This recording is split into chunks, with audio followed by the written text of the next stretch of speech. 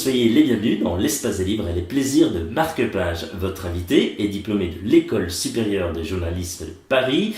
Il a été journaliste sportif sur Radio France Internationale RFI, cependant 8 ans. Il est l'auteur de 2 livres consacrés au football, Les Bleus à l'Euro en 2016 aux éditions de Buck et Histoire du Brésil au Mondial, toujours aux éditions de Buck, et c'était en 2014. Il s'agit d'Alexandre Seban. Il vous présente son tout dernier ouvrage, Messi Ronaldo, qui est le meilleur, aux éditions Solar. On en profite pour saluer et remercier infiniment Marie-Laure, qui sans elle, cette interview n'aurait pu se faire, et toute l'équipe des éditions Solar. Alexandre Seban, bonjour et bienvenue dans la chronique de Guillaume Sautet. Bonjour Guillaume, bonjour à tous, et merci de m'inviter. Mais avec un grand plaisir. Comment allez-vous, Alexandre ? Écoutez, je crois que c'est une belle journée qui débute, puisque la Coupe du Monde 2018 en Russie démarre enfin. On est impatient de voir tous ces footballeurs courir après les ballons, marquer des buts incroyables et procurer d'immenses sensations pendant un mois de compétition. Donc voilà, aujourd'hui tout va bien. C'est la Coupe du Monde qui démarre, donc voilà, un grand sourire. Alors vous avez travaillé, notamment chez nos confrères de RFI, on l'a dit, pendant 8 ans. Racontez-nous ce que vous y avez fait et que pensez-vous du métier de journalisme sportif ? Alors à RFI, j'y suis entré effectivement en 2010, tout d'abord comme stagiaire. Je sortais fraîchement de l'ESJ Paris, comme vous l'avez rappelé tout à l'heure. Donc j'ai débuté ensuite vraiment officiellement avec des piges, comme on dit dans le métier, chez eux, pour présenter le journal des sports. Alors la plupart du temps, c'était les vacations en matinale, donc j'arrivais très tôt au bureau, aux alentours de 3h du matin, pour préparer les premiers journaux, les premières éditions des journaux des sports. Et puis ensuite, petit à petit, le métier évolue, on présente toujours les infos, mais il nous arrive régulièrement d'écrire des papiers, c'est le format d'1 minute en radio pour raconter un fait, une histoire. Évidemment, j'ai eu l'opportunité également de présenter quelques émissions, notamment Mondial Sport, qui est l'émission phare de la chaîne RFI en multisport, et bien sûr de temps en temps l'émission Foot, Radio Foot International, qui est au quotidien présentée par ma consoeur Annie Gasnier, qui est une superbe émission, je vous la conseille. Et j'ai eu l'opportunité d'y participer en tant que chroniqueur, ou bien parfois ça m'est arrivé de le faire en tant que présentateur également. Et puis bien sûr, la vie de journaliste aussi, c'est de sortir un petit peu de la rédaction. J'ai eu l'opportunité, la chance de parcourir quelques stades, au Parc des Princes, au Stade de France. Il m'est arrivé de partir aussi pour un rassemblement de l'équipe de France, une fois au Havre par exemple, à la fois le rugby, à la fois le football, l'athlétisme. J'ai même couvert, si je ne m'abuse, les championnats du monde de badminton, c'était à Paris en 2010. Alors vous me demandiez donc ce que je pense du métier. C'est un métier très difficile, il faut être très motivé, il ne faut pas compter ses heures, il faut être patient aussi parfois pour essayer d'être reconnu et d'obtenir aussi des piges ou des contrats, que ce soit CDI ou CDD. C'est un beau métier, journaliste de sport en l'occurrence, parce que moi c'est le métier que j'exerce précisément. J'ai souhaité ne pas étendre ma panoplie à l'info générale, parce que c'était un choix. Quand j'ai décidé de changer de carrière professionnelle il y a une petite dizaine d'années, avant d'intégrer le SJ à Paris, je m'étais dit, tiens, le journalisme de sport, pourquoi pas, c'est ça qui me motive le plus. Moi je suis un grand passionné de sport, de football, de tennis, de Formule 1, notamment depuis que je suis petit, et du coup j'avais envie de m'orienter là-dedans. Donc c'est un métier passionnant et en même temps très difficile, mais c'est toujours plus agréable de travailler de sa passion finalement.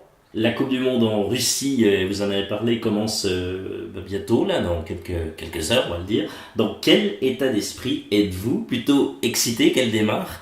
Oui, moi je suis vraiment très excité par cette Coupe du Monde 2018, parce que vraiment, si on regarde chacun des 8 groupes, on aura de beaux matchs. Alors évidemment, Quand on regarde par exemple la première affiche qui est proposée aujourd'hui entre la Russie et l'Arabie Saoudite, on se dit bon, c'est peut-être pas le match le plus sexy de ce début de Coupe du Monde, mais bon, eh bien, il y a quand même des enjeux, il y a une curiosité de voir comment les Saoudiens jouent. Ils ont parfois eu des bons joueurs, des équipes parfois intéressantes. Puis les Russes surtout, là, ils sont dans une phase difficile.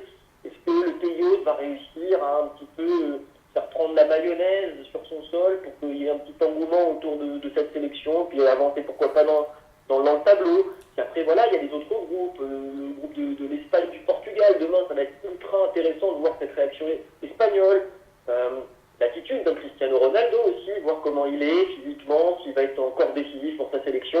Si on peut faire comme ça les 8 groupes les uns derrière les autres, on va toujours trouver un intérêt à les regarder, à les suivre. Et puis, voilà, il y a eu cette Coupe du Monde il y a 4 ans au Brésil, avec pour la première fois un champion européen qui s'est imposé en Amérique du Sud. Il y a eu cette catastrophe pour les Brésiliens, ce 7-1 en demi-finale. Il y a vraiment plein de choses à voir et à découvrir dans cette Coupe du Monde. Et il y aura plein de surprises. Il y a plein de joueurs qui sont très intéressants à suivre, des stars aussi qui ont envie de confirmer. Et puis, voilà, je pense qu'on aborde une super Coupe du Monde, je pense. Comme ça, quand on est téléspectateur, je ne sais pas comment ça se passe sur place, mais de prime abord, en tant que téléspectateur, j'ai vraiment envie que ça commence et j'ai envie de le voir. Alexandre Sebon, quelle sélection, selon vous, va-t-il falloir prendre au sérieux? Alors, moi, depuis la demi-finale de 2014, Allemagne-Brésil, je me suis dit, le Brésil en 2018 sera probablement le client le plus sérieux. Je ne me suis pas trompé, ils ont réussi, ça a été laborieux, mais ils ont réussi. Ils ont réussi à se mobiliser, à recréer une équipe, un groupe autour de Neymar. Et quand on a un grand joueur comme ça dans son équipe, en plus très bien épaulé, que ce soit en défense, au milieu de terrain ou en attaque, je crois que le Brésil est le favori de cette Coupe du Monde. Évidemment, il faudra regarder aussi du côté de l'Allemagne, voir comment la Mannschaft réagit après les départs de beaucoup de stars après le titre mondial. Mais il y a une nouvelle génération, il y a des anciens. Je suis curieux de voir comment le champion du monde en titre va réagir. Évidemment, il y a l'Espagne. J'ai toujours trouvé que l'Espagne jouait très bien au football depuis des années, et d'autant plus depuis son titre en 2010. Il y a eu plus de difficultés il y a 4 ans, une fin de cycle. Là, ils ont retrouvé quand même une belle ossature, un bon projet de jeu. Ça avait l'air de bien fonctionner avec Lopetegui, mais voilà, ils se sont mis un petit peu des bâtons dans les roues. Donc, il faut voir. Et puis évidemment, il y a l'Argentine, il y a le Portugal.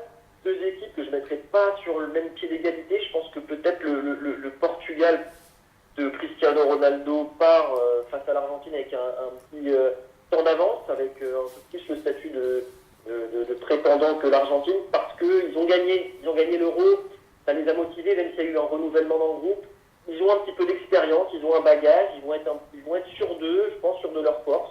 Il faudra faire attention quand même au Portugal, on ne les attendait pas du tout champions d'Europe il y a 2 ans. Ils ont réussi à le faire au dernier mondial, ils ont fait demi-finale sans vraiment proposer un jeu extraordinaire, mais Messi a toujours été là pour marquer un but, un coup franc, faire une bonne passe, il avait été très très bon, quasiment jusqu'à la fin, malheureusement c'était mal passé pour eux en finale. Messi, c'est aussi sa dernière opportunité de briller en Coupe du Monde, probablement, comme Ronaldo d'ailleurs. Ils vont être au rendez-vous, je pense, ceux-là, mais ça sera quand même compliqué de les voir en finale et l'emporter. Après, tout est possible. Et puis, peut-être vous allez me le faire remarquer, j'ai pas parlé de la France, mais voilà, j'y viens, j'ai l'impression qu'il y a un bon groupe, que Didier Deschamps est sûr de ses forces. C'est un groupe quand même un petit peu jeune. Je ne sais pas s'ils auront la force de caractère d'aller arracher pour aller chercher peut-être une place en finale. Autant je les vois, pourquoi pas aller dans le dernier carré, même si ça risque d'être un peu compliqué au vu des parcours possibles, les hypothèses de parcours après la phase de groupe. Mais bon, il y a quelque chose dans ce groupe France, il y a une envie, et j'ai peur que ça bloque au niveau du caractère. Alors, un pronostic pour les hommes de Didier Deschamps lors de son mondial? Allez, jusqu'à où ils peuvent aller quand même? Écoutez, ça va. Ce qui est toujours intéressant avec la Coupe du Monde, c'est qu'en 8e de finale, le premier groupe rencontre le deuxième du groupe suivant. Là, le groupe suivant, c'est quand même le groupe D, avec le Nigeria, flanc de l'Argentine et de la Croatie. Imaginons que l'Argentine ne sorte pas première de son groupe, ça peut faire mal derrière. Mais bon, soyons optimistes. Moi, je crois que les Bleus ont la capacité de s'élever, en tout cas de sortir de cette poule. Il faudra bien négocier quand même déjà dès samedi face à l'Australie. Mais je vois bien les Bleus au minimum en quart de finale. Après, ça va dépendre de beaucoup de choses, de l'adversaire, du match, quoi. Ça peut être aussi un quart de finale complètement différent de celui de l'Allemagne il y a 4 ans, avec pourquoi pas des tirs au but, parfois ça sourit, comme contre l'Italie en 98, on n'arrête pas d'en parler en ce moment. Et bon, voilà, ils ont le potentiel pour aller au bout, ils ont le potentiel quand même pour aller au bout, je crois, mais j'ai peur que ça coince aux alentours des quarts ou des demi-finales. Quand vous n'êtes pas à la radio et que vous n'écrivez pas, qu'est-ce que vous aimez faire? Racontez-nous. Moi, j'aime beaucoup le cinéma. Je vais régulièrement au cinéma où je regarde des films à la maison. Je pratique un petit peu de sport. On joue un petit peu au ballon avec mes amis, la famille. On fait des fives. C'est très à la mode maintenant, le five. Voilà, j'aime bien me balader dans Paris. Moi, je suis un fan inconditionnel de cette ville de Paris qui est magnifique. Je passe dans des endroits, j'y repasse régulièrement. Je m'émerveille toujours autant de cette architecture, des choses qu'on peut découvrir. Voilà, je suis un amoureux de la ville de Paris. Et sinon, voilà, évidemment, je suis marié avec ma femme, évidemment. On rencontre des amis, on sort, on voit la famille. Voilà, rien d'extraordinairement fou, hein, mais voilà, une vie plutôt classique. Qu'est-ce que l'on peut y retrouver dans la bibliothèque d'Alexandre Sebon? Oui, si on s'invite, là on vient chez vous, on est face à votre bibliothèque, qu'est-ce que l'on va pouvoir y retrouver? Alors, des bouquins de sport, évidemment, je ne vais quand même pas vous dire le contraire, les bouquins de sport, par exemple une des biographies de Novak Djokovic, d'André Agassi, de Roger Federer, des bouquins de Formule 1 également, que j'aime beaucoup la Formule 1, que ce soit Schumacher, Senna ou les derniers grands pilotes du moment. On va y retrouver également des livres d'histoire. Là récemment j'ai lu Sapiens de Yuval Harari, un auteur un scientifique israélien, un prof à l'université de Jérusalem qui retrace l'histoire de l'Homo sapiens depuis sa création jusqu'à aujourd'hui. Et puis on trouvera également quelques livres un peu de philosophie.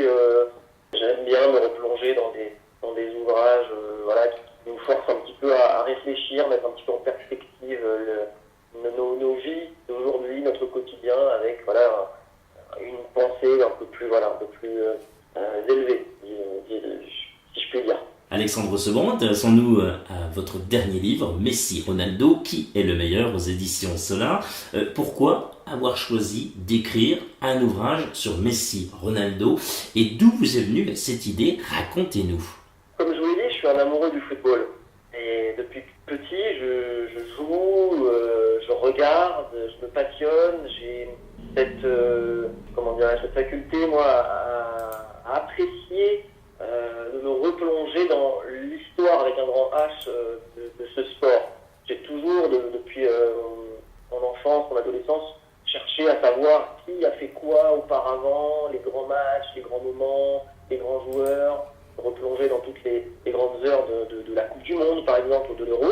Et puis, voilà, une fois que je suis devenu journaliste, au départ, je ne vous cache pas que écrire des livres ou des articles, c'était pas forcément ma tasse de thé, c'est pas non plus mon objectif.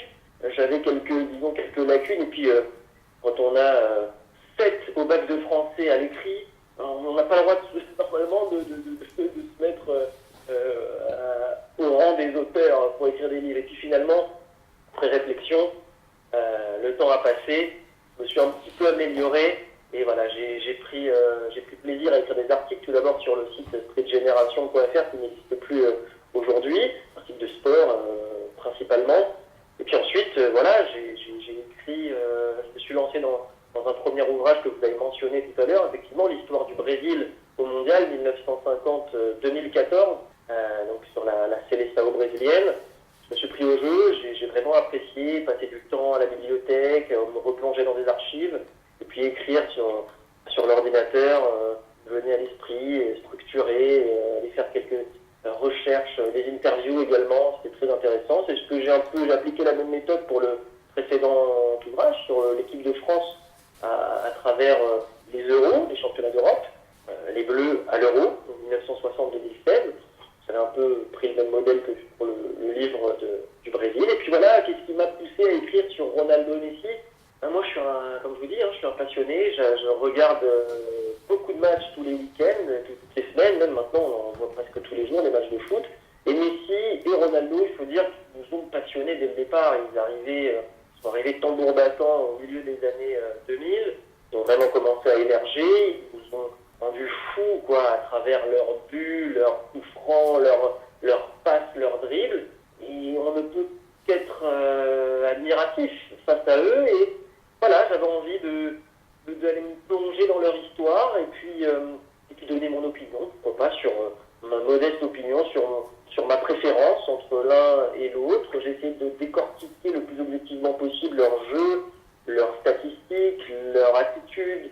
Ça c'est pour le plan technique, et puis après je suis permis de regarder un petit peu, les comparer dans leur parcours d'enfants, d'adolescents, puis leur parcours d'adultes, leur côté business également, jusque même leur célébration de buts.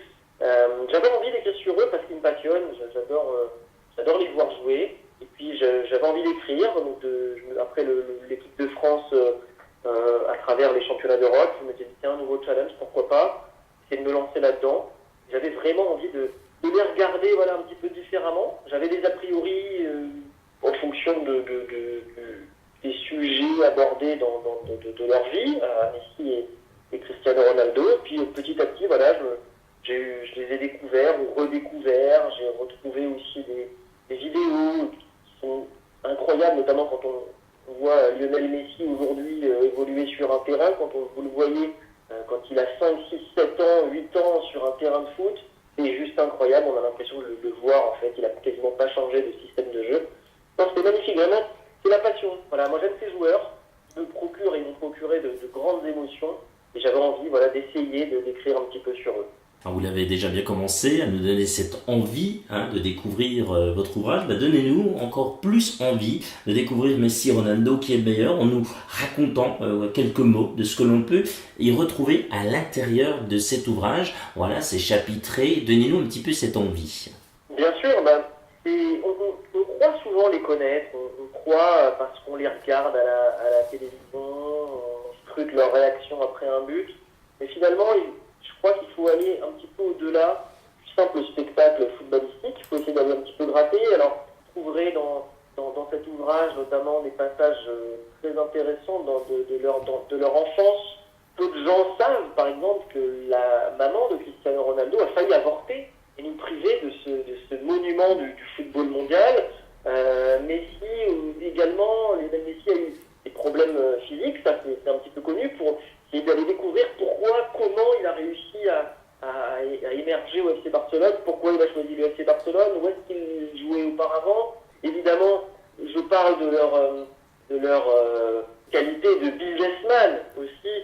On pourrait croire que l'un est plus discret que l'autre, que Ronaldo est plus en verve de ce côté-ci, mais finalement Messi se rattrape pas mal avec des contrats aussi très intéressants et par exemple, il a pour projet de créer en Chine un parc d'attractions complètement dédié à son nom, à lui-même. Vous pourrez par exemple, grâce à la 3D, pouvoir vous immerger dans la tête de Lionel Messi et essayer de jouer un petit peu comme lui, voir. Et c'est incroyable. Grâce à mon enquête, j'ai quand même pu découvrir plein de choses sur eux, sur leur vie familiale, sur leur passion, et puis surtout quand on aime les statistiques, quand on a envie de savoir qui est devant qui finalement, parce qu'on sait qu'ils marquent beaucoup de buts, qu'ils marquent des coups francs, qu'ils font beaucoup de passes, mais voilà, il y a des statistiques qui sont là pour nous appuyer sur les qualités de l'un, de l'autre, leur progression aussi à travers le temps dans ce milieu du football, et voir aussi quand même que ce sont deux joueurs qui ont établi des records mondiaux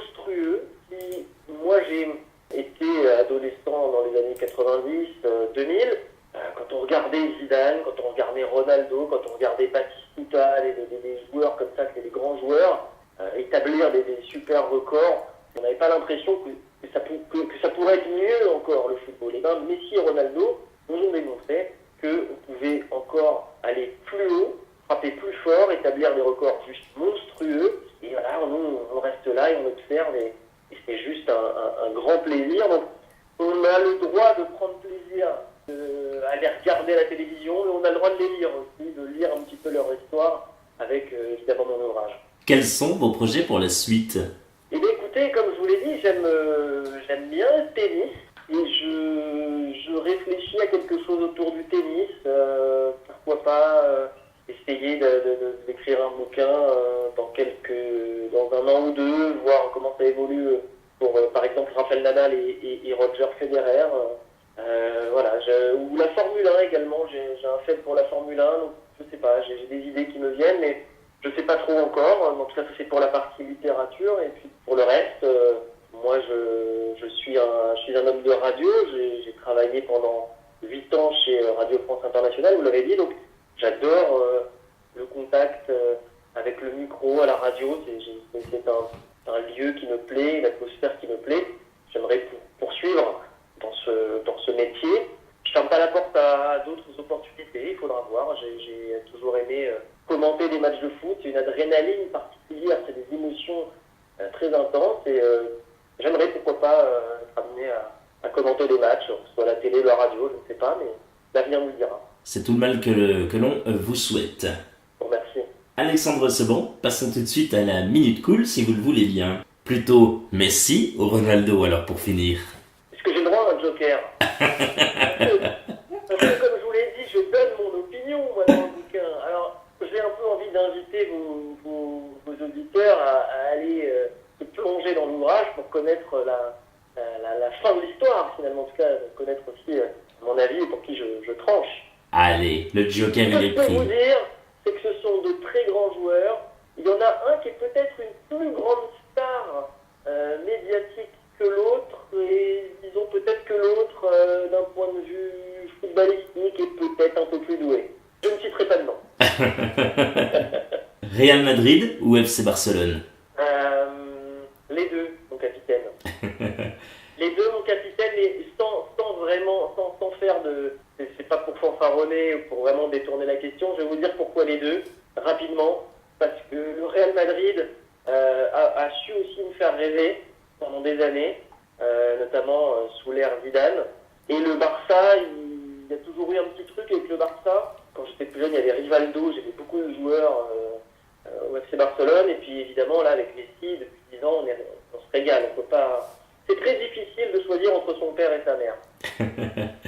Julian Lopetegui au Real Madrid pour succéder à Zinedine Zidane. On rappelle qu'il a à son actif 3 Ligues des Champions en tant que coach, c'est énormissime. Est-ce qu'on y croit ou pas du tout au nouveau coach? C'est une très bonne question. Moi, j'y crois moyennement, même s'il a été très bon dans sa direction de l'équipe nationale de la Roja.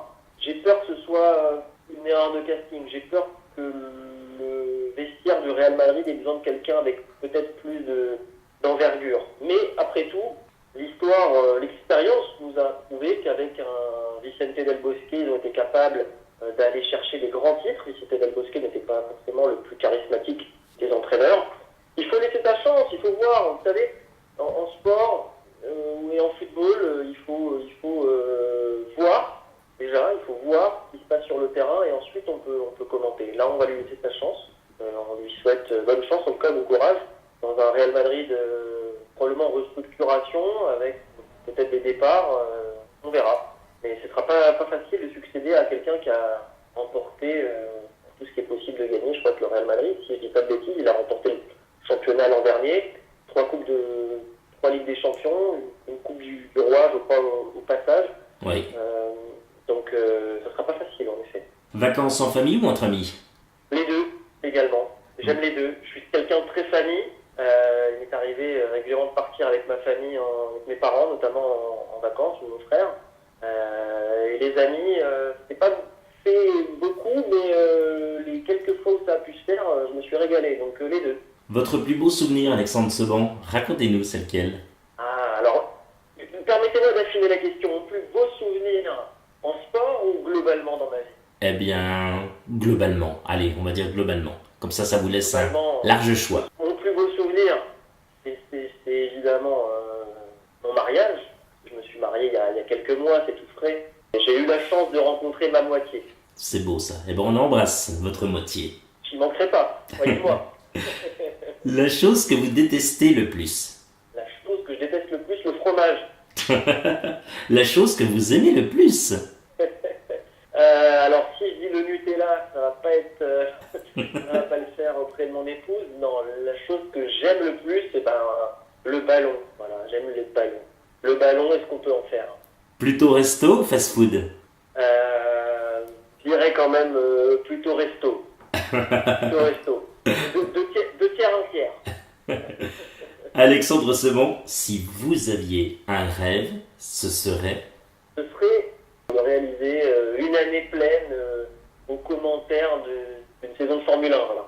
C'est tout le mal qu'on vous souhaite également. Hein. Merci beaucoup, merci. J'espère que ça pourra se réaliser. Donc voilà, amis de la télévision et de la radio, pourquoi pas.